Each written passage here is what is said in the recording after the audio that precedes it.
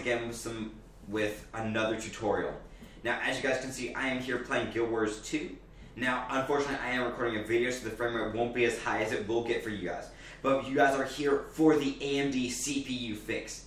Now, for those of you guys who don't know what's going on, essentially, Guild Wars 2 is optimized highly for the Intel CPU chips, but not so for the AMD CPU chips.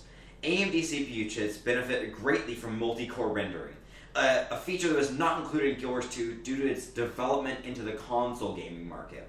It was initially they initially wanted to release it for consoles like Xbox and PS4, and what they used Intel chips. Now, unfortunately, with PCs, there are also AMD chips. Now, Intel chips are really good at single-core performance, so it was already optimized for that for consoles, which needs heavy performance optimization to, make good graphics in a game.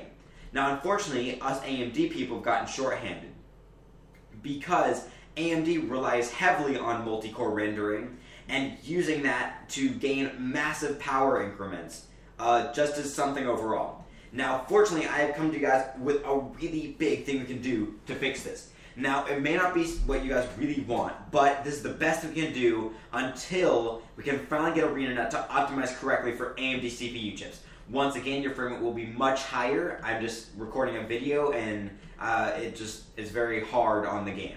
Okay, so right now we're going to go ahead and press the escape button and open up the options.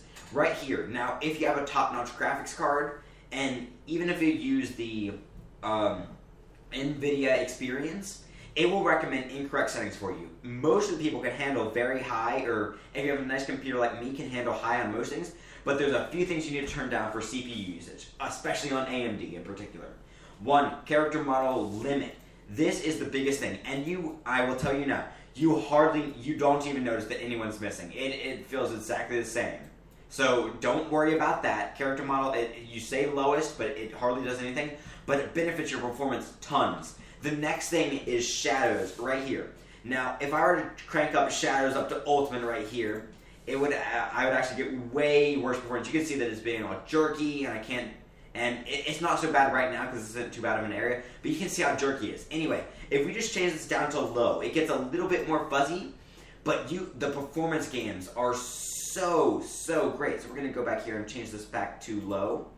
And, oh shoot, we got some guys over here. Anyway, the performance games, you go a ton.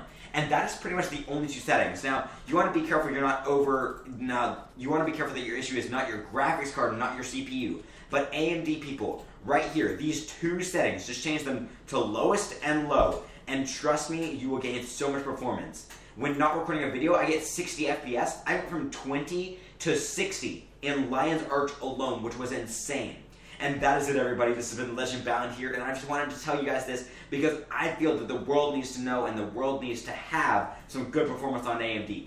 Now, we do have hope with the new Heart of Thorns expansion for them to optimize slightly more into AMD, but for now, this is literally the best thing you can do. This has been so amazing, as it's allowed me to play the game with a much more seamless experience, and I've really been enjoying it.